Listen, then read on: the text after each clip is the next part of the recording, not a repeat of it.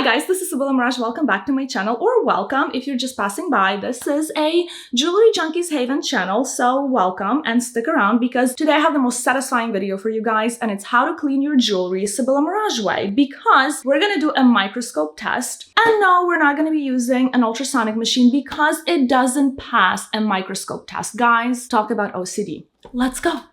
So in the past, I used to think that Frivole collection, especially the chunkier pieces, look a bit plasticky, look a little bit costume jewelry-like. And that's why my very first Frivole piece was my 3-flower pendant necklace, because of its intricate design, because it looked very expensive, and it is more expensive than a chunkier flower. But when you have an entire set of the larger pieces from the collection, they do not look like costume jewelry. All of a sudden, they look very luxurious and expensive because you do not want to look like a cheap prostitute. You want to look like a $5,000 night kind of deal. Babe, what do expensive hookers go for these days? In this video, I'm gonna clean all of my 4 Frivole pieces, and I'm gonna do it my way. And I'm gonna teach you because I have tried everything, and I mean everything, but nothing passes the microscope test. And I have some pieces to prove it to you.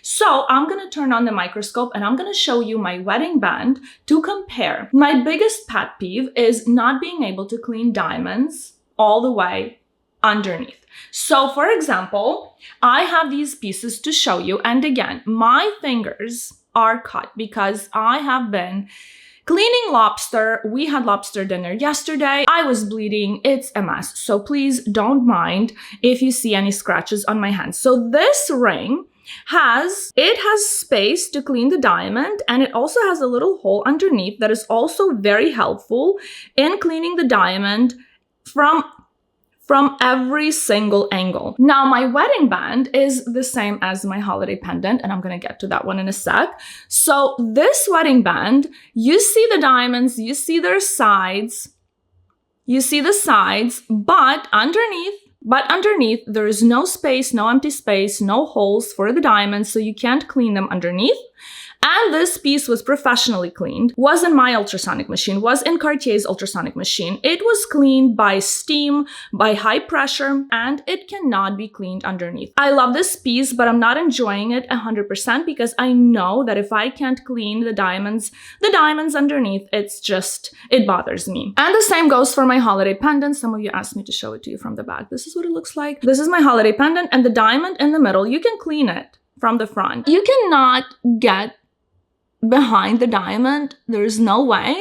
So I'm gonna show you what it looks like when you cannot. And no matter what you do, no matter how much you wash it, more and more little dirt particles will get behind the diamond. And yeah, that bothers me, but it doesn't bother most people. Most people don't look at their pieces under a microscope. So, okay, I'm gonna explain to you how I do my jewelry cleaning routine. It is so satisfying to me what I'm about to show you. I already have my jewelry soaking in the salad bowl.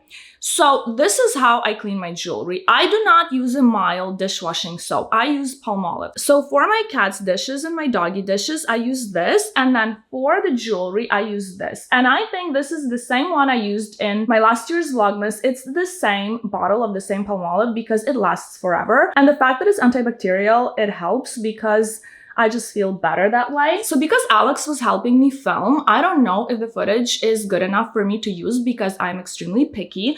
I'm still gonna go over what I usually do. So I run my water until it's very, very hot.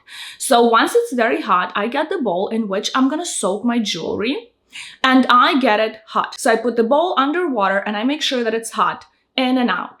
Then I pour the water out, and then I pour a generous amount of Palmolive dishwashing soap inside, and then I pour hot water on top. I do not use boiling water. I just use hot water, tap water. Then I put my jewelry in. I like to use a large salad bowl because I do not like when jewelry touches each other, even when it's soaking. And if you want to clean more than one piece, I suggest to use a bigger dish. That way you can put every piece of jewelry separately. That way they soak and there is no way they can scratch each other. But I do not put jewelry in and then pour water in because they're gonna mix and they're gonna scratch. So the soapy water is already in the bowl. It's very hot. Then you put jewelry in and then you wait 30 minutes. I usually like to wait 30 minutes because then your job is pretty much done for you, but not really. Not especially when it comes to diamonds. So I have an extra soft toothbrush that is my own toothbrush that I no longer use. So I have the extra soft toothbrush and I'm gonna show you how I do this, and the 3-flower Frivole pendant is up for sale. So everything that is of mine for sale is in the description down below. I decided to clean my 3-flower Frivole pendant as well because I showed it to you in the video. It was in my jewelry box. I want to make sure that it's spotless and ready for her new mommy. So I'm gonna clean it, I'm gonna dry it, and I'm gonna put it in its box. So I'm gonna use my toothbrush around the diamonds a little bit harder than I would on the gold part. So the gold, we will just wash kind of with our hands and I will show you how it's done. But around the diamonds, we're gonna go a little harder because we wanna get into those crevices. So the best part about the Frivole collection is that the diamonds are very open. The back of the diamond isn't completely blocked away. The sides are very open and it has only 3 prongs. You can get around the diamond pretty well. It still has, obviously, the very bottom of the diamond covered, but it's not as bad as my wedding band. It's not even close to as bad as the holiday pendant. So again, it doesn't bother most people, but if we want to clean it my way, you will never go back. Once you clean your jewelry the way I am showing you in this video, you will never clean it any other way. I like to go over the chain as well from every single angle, and then I like to go over the clasp. Once I do that, I wash the soap off still with a toothbrush, using the toothbrush in very warm water, and then I rinse them once more without a toothbrush, and I just wrap every piece in paper towels. Also, when I wash off the soap, what I found very helpful, I actually open and close lobster clasp several times just to get inside of the mechanism and get the soap out so it doesn't irritate your skin. And some of you asked me if I use Cartier jewelry cleaning solution. No, I do not. It works a little bit milder than the dishwashing soap because I've tested it in the past. So this method works the best for me